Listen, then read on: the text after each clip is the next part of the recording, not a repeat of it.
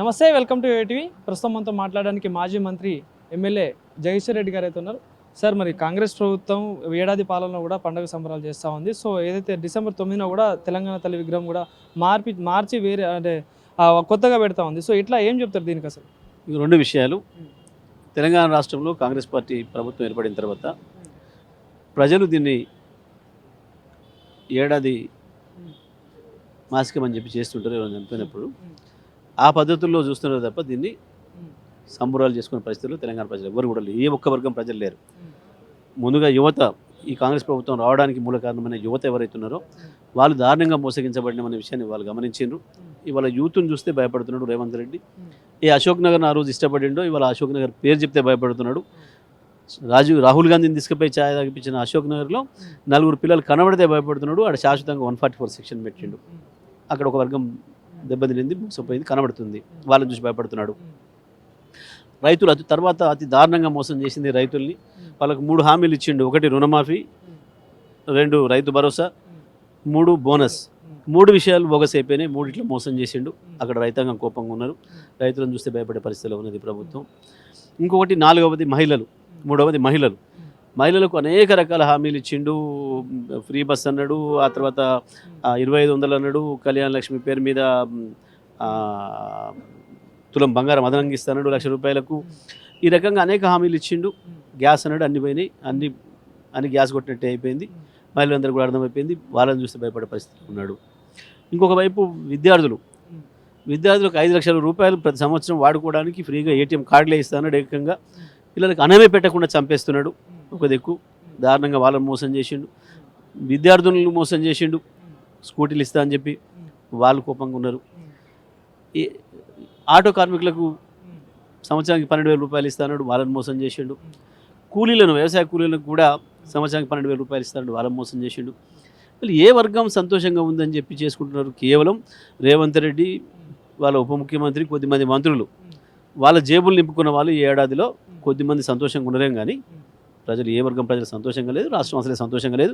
పైగా ఇవన్నీ ఇచ్చిన హామీలు పక్కన పెడితే హైడ్రా పేరు మీద కొందరిని, మూసీ పేరు మీద కొందరిని, లగచర్లలో కొందరిని, దిలావర్పూర్లో కొందరిని, ఈ రకంగా ఇండ్లు లేకుండా చేసి వాళ్ళ ఇండ్లు కూలగొట్టి వాళ్ళకి నిద్రలేని రాత్రులు చూపించి వాళ్ళకి నరకం చూపించి లక్షలాది మంది ప్రజల్ని హింస పెట్టిండు తప్ప లక్షలాది మంది విద్యార్థుల తల్లిదండ్రులు హింస పెట్టిండు. తిండి చక్కగా పెట్టలేక చంపేసి 28 మంది విద్యార్థులను చంపి ఇప్పటికీ వాళ్ళకి నిమ్మలం లేకుండా చేసిండు. ఈ రాష్ట్రంలో ఒక్కరికి కూడా సుఖశాంతులు లేకుండా చేసిండు. ఈ సంబరాలు జరుపుకోవడానికి బహుశా వీటిన్నిటి మీద సంబరాలు జరుపుకుంటున్నారేమో వాళ్ళు, కానీ ప్రజలైతే సంబరాలు లేరు. రెండవది, మీరు అడిగిన తెలంగాణ తల్లి విగ్రహం. తెలంగాణ తెలంగాణ ప్రజలు ఎవ్వరు కూడా ఆందోళన పడాల్సిన పని లేదు. మన తెలంగాణ తల్లి సేఫ్గానే ఉంది. మన తెలంగాణ తల్లికి ఏమి ఇబ్బంది రాలేదు. వాళ్ళు పెట్టుకుంటున్నది కాంగ్రెస్ మాత విగ్రహం ఉన్నట్టు ఉంది. కానీ మా అభ్యంతరం వెళ్ళా కాంగ్రెస్ మాత విగ్రహాలని మీరు పెట్టుకోవచ్చు. మీ ఆఫీసులలో ఎక్కడైనా పెట్టుకోవచ్చు, గాంధీ భవన్లో కావచ్చు, ఇంకెక్కడైనా కావచ్చు, పెట్టుకోవచ్చు. కానీ సెక్రటేరియట్లో పెట్టడం అనేది అభ్యంతరకరం. తప్పకుండా మా వర్కింగ్ ప్రెసిడెంట్ గారు నిర్ణయం చెప్పారు. తెలంగాణ తల్లి ఎక్కడ ఉండాలో అక్కడే ఉంటుంది. మీ కాంగ్రెస్ తల్లి ఎక్కడ ఉండాలో అక్కడనే ఉంటుంది. ఇక్కడ ఉండడానికి వీలు లేదు అనే మాట. కాబట్టి తెలంగాణ వాదులు, ఉద్యమకారులు, తెలంగాణ ప్రజలు ప్రపంచవ్యాప్తంగా ఎక్కడున్నా ఆందోళన చెందాల్సిన అవసరం లేదు. ఆమె పెట్టేది తెలంగాణ తల్లి కాదు. మనం ప్రతిష్ఠించుకున్న తెలంగాణ ప్రజలందరూ 3.5 కోట్ల మంది ప్రజలం ఉద్యమ సందర్భంలోనే ప్రతిష్ఠించుకున్న మన తెలంగాణ తల్లి మంచిగా ఉంటుంది, సేఫ్గానే ఉంటుంది, ఏమి ఇబ్బంది లేదు. స్పష్టంగా వాళ్ళు కనపడింది.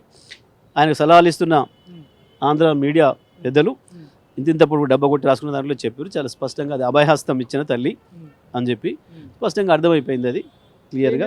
ఇంకోటి అయితే యాదాద్రి భద్రాద్రి పవర్ ప్లాంట్ ప్రాజెక్టులో కూడా గత ప్రభుత్వం 14,000 కోట్లు ప్రజలపైన భారం పెట్టింది, అధిక టెండర్లు ఇచ్చి అధిక భారం పెట్టిందని కూడా చెప్తా ఉన్నారు బట్టి విక్రమార్క గారు. ఏం చెప్తారు దీనికి? బట్టి విక్రమార్క పాపం ఏందో అనుకుని పాత ప్రభుత్వాన్ని ఏందో బదనాం చేద్దాం అనుకుని దిగిండు. తుసుము అనేది ఉన్నగాలి పోయింది, ఏమీ లేదు. ఇప్పుడు ఏందో చక్కగా అర్థమైంది డిపార్ట్మెంటు. ఆనాడు మేము రాగానే రద్దు చేస్తాం యాదాద్రి పవర్ ప్లాంట్ అని చెప్పి కోతలు కోసిన వీళ్ళు ఇవాళ ప్రారంభోత్సవానికి పోయి సంతోషం. ఆ ప్రాజెక్ట్ ప్రారంభం కావడం అనేది మాకు సంతోషం, కేసీఆర్ గారికి, నాకు పర్టికులర్గా.